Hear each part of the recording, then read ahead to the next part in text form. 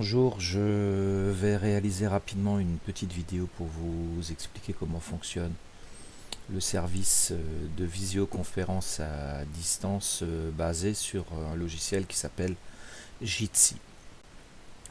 La première problématique qui se pose pour ce logiciel, c'est qu'il n'y a rien à installer sur votre ordinateur. Tout est donc hébergé sur un serveur qui se trouve à distance. Et c'est cette problématique pour laquelle il faut essayer de trouver une solution. Les services que l'on utilise en général sont des services qui sont hébergés aux États-Unis, qui ne respectent donc pas la loi sur la gestion des données. Et l'objectif, c'est de trouver des serveurs qui se trouvent en France. Donc j'en ai trouvé quelques-uns. Et ce sont des serveurs associatifs pour lesquels on peut regarder les conditions d'utilisation, mais on peut également vérifier l'usage des données. Donc moi je vais partir sur celui-ci qui s'appelle suricat.tv. Donc je clique dessus et j'arrive sur une première page où il me propose de démarrer une visioconférence. C'est à partir de cette page-là que je vais pouvoir définir le nom du lieu ou du lien que je vais pouvoir envoyer à mes camarades pour pouvoir se connecter. Donc ici, je vais mettre, donc on a déjà toute une série de mots qui apparaissent. Donc je vais rajouter ici test, visio, voilà. Donc ce nom va se raccrocher au nom de suricat.tv, ce qui va me permettre d'avoir une visioconférence pour laquelle je vais pouvoir communiquer par vidéo et par audio. La première chose qui m'est demandée ici, c'est d'utiliser, souhaitez-vous utiliser le micro. Donc il faut autoriser le navigateur d'accéder au micro. C'est ce que je vais faire, autoriser. Et normalement, il me demande également d'accéder ici à la vidéo.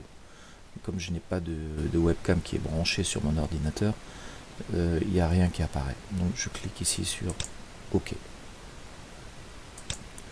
Donc je suis bien ici sur une chambre, un lieu de rencontre qui s'appellera suricat.tv/test-visio-lips. Et c'est cette adresse que je vais pouvoir envoyer à mes camarades, ce qui va me permettre de se connecter donc sur ce meeting. Alors, quand je déplace ma souris sur l'écran, je vois apparaître au milieu le téléphone rouge qui permet de raccrocher. Donc, si je clique là-dessus, je suis déconnecté. Je vais me reconnecter. Voilà. Hop. Je peux donc couper ou faire apparaître ma vidéo. Là, c'est pas le cas parce que j'ai pas de webcam. Donc, c'est à cet endroit-là, je referme juste les petits messages d'erreur, que je vais pouvoir faire apparaître ma vidéo ou non. Et je vais pouvoir ici couper mon micro personnel. Les informations qui sont liées à mon identité se trouvent là-haut. Donc en haut à droite on retrouve l'écran qui me correspond à moi. Quand je double-clique dessus, je peux mettre mon prénom, ce qui me permettra d'être identifié au moment où je vais me retrouver avec les autres personnes. Alors plusieurs options intéressantes sur l'outil. La première option, c'est celle-ci. Donc cette option là va me permettre de voir, de visualiser tous les utilisateurs en même temps.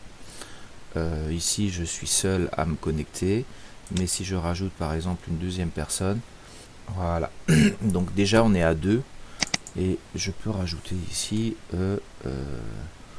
une autre personne. Voilà. Donc il y aura autant de petites cases qu'il y a de personnes. Donc ça c'est la première option, ce qui permet de voir tout le monde. Et puis ça permet aussi de voir ici qui a activé son micro et qui a activé sa webcam. On se retrouve ici avec Lady qui a son micro qui est muté et sa caméra également. Moi mon micro est actif, la preuve ici on voit qu'il est fonctionnel et par contre ma caméra est mutée.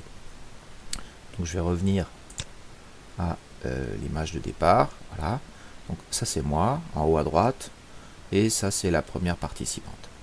Ensuite ce qui est intéressant c'est la partie de gauche. Sur la partie de gauche on a 3 boutons. Le premier bouton c'est ce qui va nous permettre d'envoyer un message, de chatter, hein.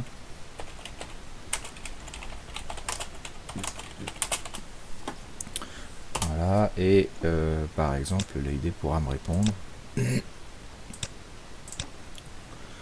Alors elle est où? Voilà, hop.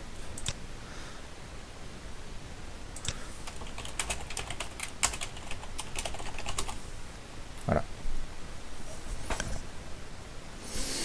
Donc ça, le chat permet éventuellement de régler des problèmes quand il y a plus de connexion ou quand on a perdu le son, quand on a perdu le micro. Ça permet éventuellement d'envoyer un petit message et de participer à la discussion.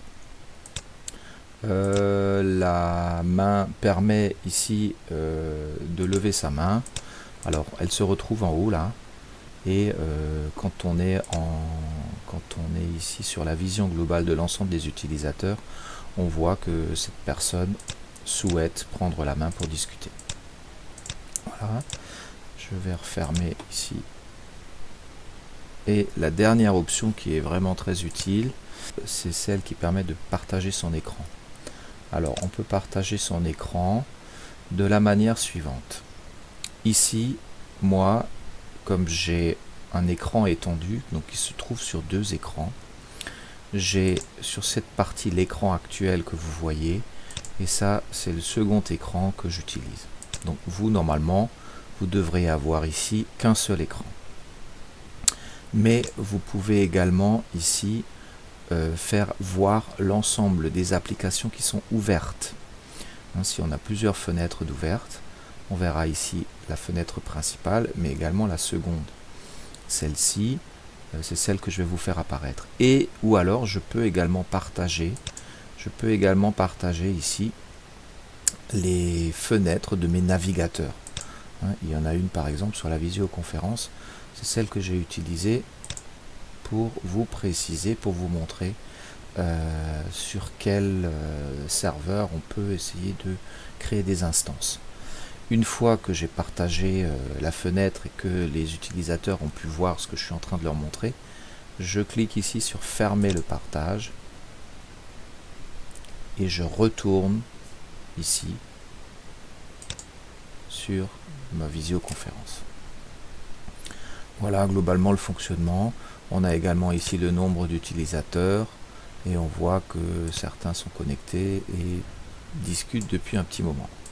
Le conseil que je vous donne, c'est que quand quelqu'un parle, il serait intéressant de couper son micro. Ça évite d'avoir des bruits parasites et puis ça permet aussi de laisser parler cette personne. Quand on veut prendre la parole, on clique sur la petite main. Une fois qu'on a la parole, voilà, on enlève la main et puis on parle. C'est vrai que ça demande un peu d'organisation, mais c'est fonctionnel.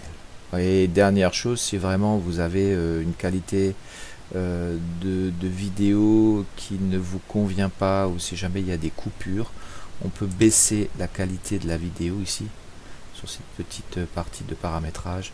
Manage Video Quality, on peut donc revenir à des vidéos qui sont alors soit qualité élevée, si vraiment vous voulez voir de manière précise vos collaborateurs, ou alors vous pouvez réduire la qualité de la vidéo, ce qui vous permettra d'avoir des vidéos plus fluides. Voilà, je fais le tour de cette petite application et j'espère qu'elle va pouvoir vous aider à réaliser vos différentes rencontres. À bientôt, au revoir.